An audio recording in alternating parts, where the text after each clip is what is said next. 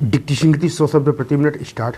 भाइयों व बहनों, धन आदि जड़ वस्तुएं हमारी हैं और हमारे लिए आवश्यक हैं। यह भाव मनुष्य को मन से ही उठा लेना चाहिए। मनुष्य को कभी भी उत्पाती विनाशशील वस्तुओं का आश्रय नहीं लेना चाहिए। उत्पाती विनाशशील वस्तुओं का आश्रय लेना, उनकी अधीनता स्वीकार करना, योग मार्ग, ज्ञान मार्ग और भक्ति मार्ग, तीनों ही मार्गों में महान बाधा है। उत्पाती विनाशशील वस्तुओं को प्राप्त करके अपने बड़प्पन का अनुभव करना ही उनके अधीन होना है। सद्गुण सदाचार सत है और दुर्गुण दुराचार असत है। असत की तो सत्ता नहीं होती और सत का भी कभी अभाव नहीं होता। उत्पाती विनाशशील असत का संग करने के कारण ही सत प्रकट नहीं होता। अस्वाभाविक दुर्गुण दुराचार का त्याग कर दें तो सद्गुण सदाचार सदा सिद्ध है। जड़ वस्तुएं बदलती और आती जाती हैं, जबकि कभी आत्मा कभी नहीं बदलती और सदैव ज्यों की त्यों रहती है। केवल प्रकृति के अंश को पकड़ने से यह सर्वथा स्वाधीन होते हुए भी पराधीन हो जाती है और जन्म मरण के बंधन से बंध जाती है। आध्यात्मिक उन्नति में सांसारिक वस्तु योग्यता आदि की बिल्कुल आवश्यकता नहीं है। जड़ता से संबंध विच्छेद करने पर ही चिन्मयता की प्राप्ति होती है। वास्तव में चाहे धनवान हो या निर्धन, मन से धन की इच्छा का त्याग करने पर दोनों समान हैं। मनुष्य शरीर मिलने के बाद मनुष्य सांसारिक पदार्थों से निराश हो सकता है, क्योंकि संसार की कोई भी वस्तु किसी को बराबर मात्रा में और पूर्ण रूप से नहीं मिलती, परंतु सर्वत्र परिपूर्ण परमात्मा तत्व सभी को समान रूप से और पूरे के पूरे मिलते हैं। इसलिए परमात्मा तत्व की प्राप्ति से निराश होने का कोई स्थान नहीं है। मनुष्य शरीर मिल गया तो परमात्मा तत्व की प्राप्ति का अधिकार भी मिल गया। संसार को अपना मानते ही मनुष्य फंस जाता है और तरह तरह के दुख भोगता है। मनुष्य को चाहिए कि शरीर को संसार की सेवा में अर्पण कर दे और स्वयं को परमात्मा को अर्पण कर दे।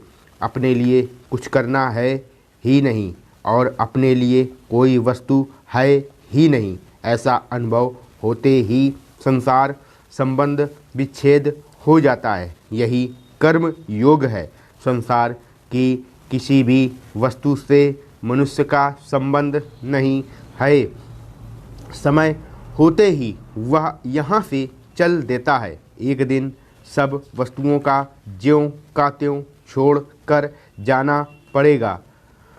सबकी सब वस्तुएं यहीं पड़ी रह जाएंगी, यह शरीर भी यहीं रह जाएगा। इसलिए जब तक संसार में रहना है तब तक निष्काम भाव से दूसरों की सेवा करनी है। जब जाएंगे तब साथ कुछ ले नहीं जाएंगे। मनुष्य को चाहिए कि वह अपने लक्ष्य का निर्णय कर ले और लक्ष्य वह रहे जिसकी प्राप्ति के बाद कुछ भी करना, जानना और पाना शेष न रहे। इसी को भगवान प्राप्ति कहते हैं। मनुष्य को दृढ़ता पूर्वक यह मान लेना चाहिए कि ये उत्पन्न और नष्ट होने वाली वस्तुएं मेरी नहीं हैं।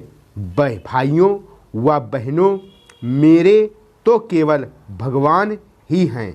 परमात्मा के सिवा सब कुछ पर है, पर संसार के अधीन होना पराधीनता है।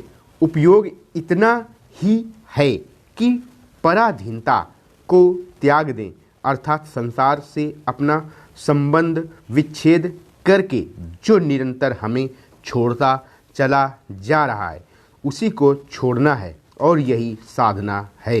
जो सदा से विमुख है वह संसार से ही विमुख होता है, और जो सदा से सम्मुख है वह परमात्मा तत्व के ही सम्मुख होता है। मनुष्य संसार में यह अपना है और यह अपना नहीं है, इस प्रकार दो विभाग किए हुए है। वह जिसे अपना मानता है उसी की चिंता उसे होती है, और जिसे अपना नहीं मानता वह धराशायी हो जाए तो भी उसकी चिंता नहीं होती। तो चिंता अपनेपन की होती है। असत संसार में जो आकर्षण या प्रियता है वह आसक्ति कहलाती है। वही आकर्षण भगवान में हो जाए तो उसे भक्ति या प्रेम कहते हैं। धन में, भोग में, परिवार आदि में जो हमारा खिंचाव है वह खिंचाव भगवान की तरफ होते ही भक्ति हो जाती है। वास्तव में अपने में भक्ति का संस्कार भगवान का खिंचाव स्वतः है, पर असत से संबंध जोड़ने से असत की ओर खिंचाव हो गया। लक्ष्य परमात्मा की प्राप्ति होने पर असत का खिंचाव मिट जाता है। मनुष्य का कल्याण किसी परिस्थिति के अधीन नहीं है, अधीन उसके सदुपयोग में है। कैसी ही प्रतिकूल परिस्थिति क्यों ना हो उसमें वह अपना कल्याण कर सकता है। संसार में ऐसी कोई भी परिस्थिति नहीं है कि जिसमें जीव का कल्याण ना हो सकता हो, कारण कि परमात्मा किसी भी परिस्थिति में कम या अधिक समीप या दूर नहीं है, अपितु प्रत्येक परिस्थिति में समान रूप से विद्यमान है। हमारे सामने चाहे जैसी परिस्थिति, अवस्था, देश, काल, व्यक्ति, वस्तु आदि आए, वह सबकी सब परमात्मा की प्राप्ति में साधन सामग्री हैं। यदि मनुष्य उसका सदुपयोग करने की विद्या सीख जाए तो फिर उसका कल्याण निश्चित है। प्रतिकूल से प्रतिकूल परिस्थिति आ जाए तो उसके एक तो पापों का नाश होता है और एक नया विकास होता है, परंतु दुख से दुखी होने पर विकास रुक जाता है। सुख आने पर तो साधन में बाधा आ सकती है, पर दुख आने पर बाधा आ ही नहीं सकती, क्योंकि दुख अटकाने वाला नहीं है। इसलिए सुख आए या दुख, नफ़ा हो या घाटा, बीमारी आए या स्वस्थता, आदर हो या निरादर, प्रशंसा हो या निंदा, प्रत्येक परिस्थिति में मनुष्य को समान रहना चाहिए। ऐसा सुख आ जाए, इतना नफ़ा हो जाए, ऐसी प्रशंसा हो जाए आदि की इच्छा रखने में वैसा तो नहीं होता। वह मुफ्त में दुख पाता रहता है।